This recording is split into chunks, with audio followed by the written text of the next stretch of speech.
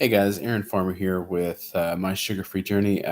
So we'll talk a little bit about some of the things that we've learned over the last couple days about this virus and the way that it's spreading. So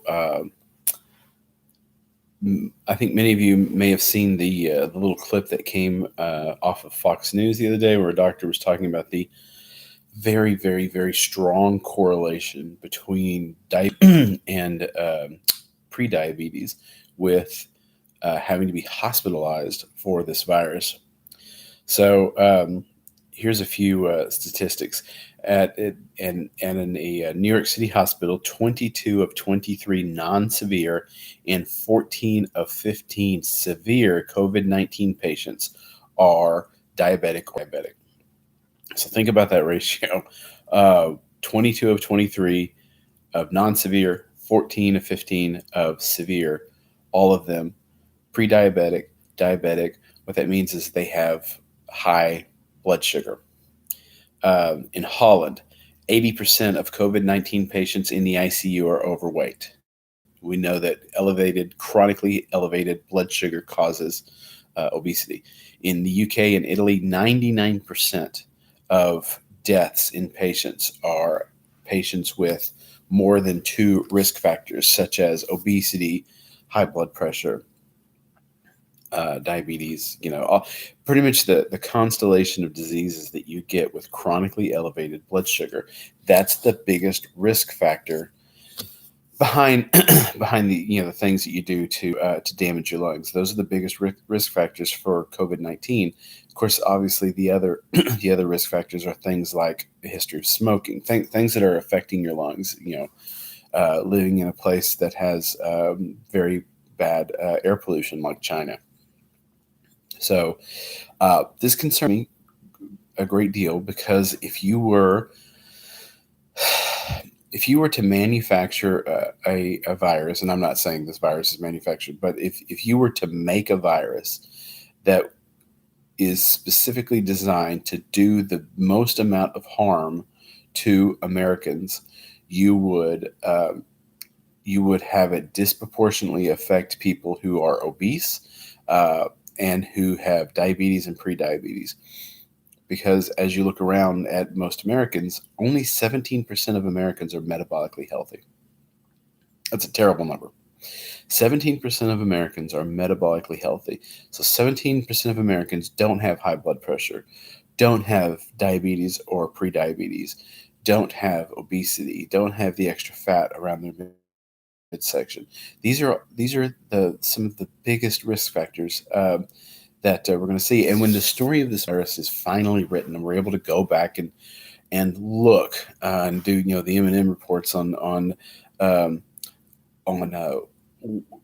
how this virus spread and what it did, what we're going to see is an incredibly strong correlation between the chronic diseases that come from our bad food supply. We're going to see a very strong correlation between high HbA1c numbers, high fasting blood sugar levels. If we're able to do that test, we're going to see a very high correlation um, between low HDL cholesterol, high LDL cholesterol, high and we're probably going to see a correlation between this disease and people that are on statins. So, like my mother-in-law, she's 92 years old. She lives just a few feet that way.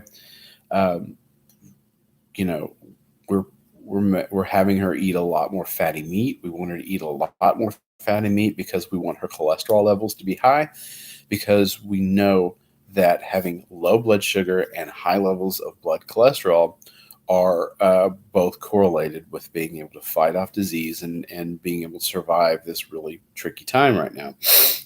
She's 92 years old. I'd like to see her, make it to 93 and get through this time where, we're having to hospitalize our the people that are getting this virus. We want her to be able to survive.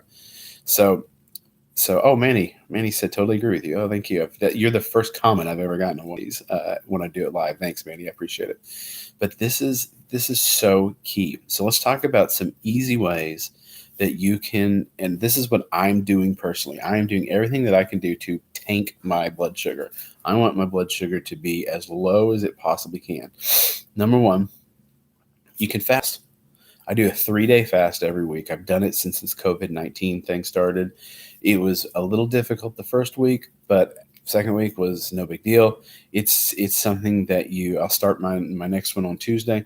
It's something that you can do. It really is something that you can do. You don't have to do it for 3 days. I can do it for 3 days because I've got this belly here that I can get rid of.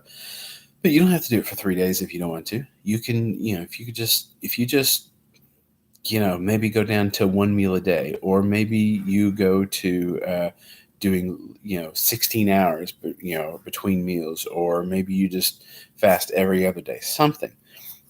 Fasting is going to drop your blood sugar, and it's going to make your liver be responsible for making the glucose in your bloodstream, as opposed to the food that you eat. That's good. That's that your body's much better at regulating your blood sugar if it doesn't have the input of crappy food. So let's talk about the crappy food. You want to cut as much crappy food as you can out of your diet. Do not eat sugar.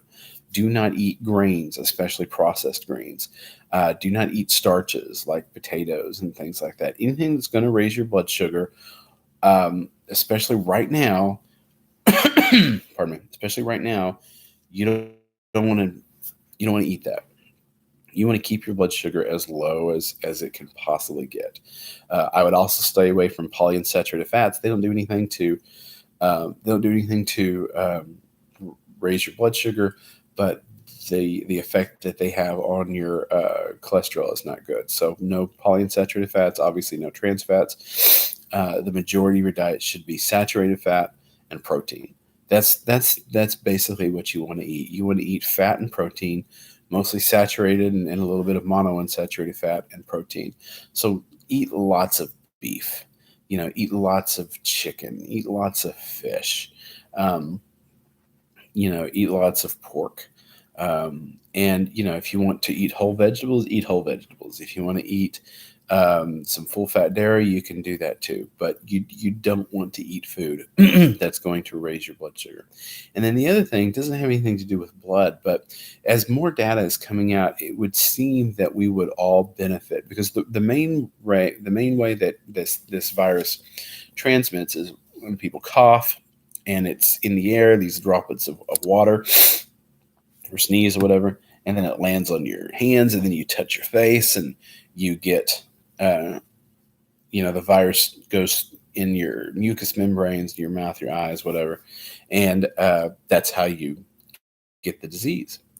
So it would seem that we would all benefit if we would all wear masks, and that's what I think maybe the next step is to this, because eventually we're going to have to come out of quarantine, because the country can't do this. And you can see, I'm trying not to, but everyone touches their face a lot. But if you will wear a mask, it'll help you think, oh, your hands are going to your face, and now you've got this barrier here, and it'll help you think, oh, I've got this barrier here. I don't want to touch my face. I don't want to touch my nose or my mouth. You want to keep your hands down, and a mask is going to help you remember to stop touching your face. You can touch your face all you want after you wash your hands. So you go wash your hands, then you can do all the things that you need to do, scratch, whatever. And then, you can wash your hands again if you want to, and then you can go on about your day. Or Purell, if you've got some Purell in your pocket. You want to scratch your nose, something like that. Purell your hands first, and then do what you need to do. But that mask is going to help you remember to do that. So it doesn't have to be these N95 masks. It doesn't have to be a medical mask. It can just be one of those simple masks that you wear, when you're doing, yard work or something. Just something over your mouth. It could be a bandana. It could be anything. Just something to put over your mouth to help you remember to stop touching your face. And also, if you do that, when you cough and sneeze, whatever, it's going to stop right there, and it's going to stop those droplets from getting out into the air. So you're going to help other people not get infected.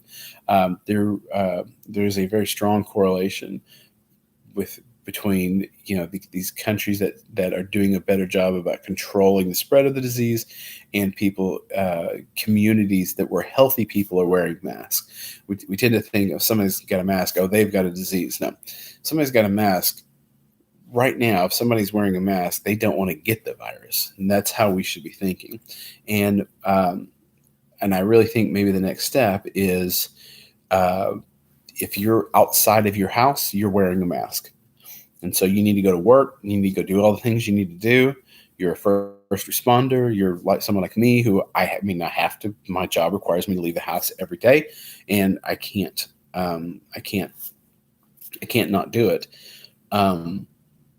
Then I should have to wear a mask every day, and everyone that I see at work should be all wearing masks. Every person that comes into the store should have to wear a mask.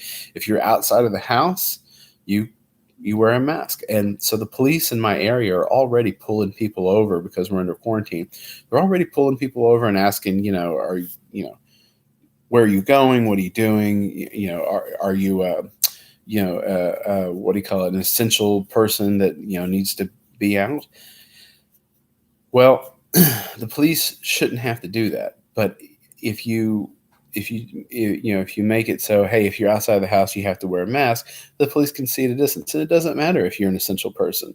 If you're an essential person, you have to wear a mask. If you're a non-essential person, you have to wear a mask. If you're out there and people can see you outside of your house, then you're wearing a mask. And it would prevent it would slow the rate of transmission. Obviously, nothing's going to stop this thing, but we need to slow it.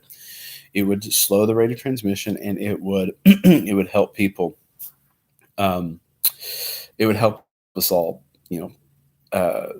get through this thing and go faster. So, really simple things that you can do to keep from catching the disease.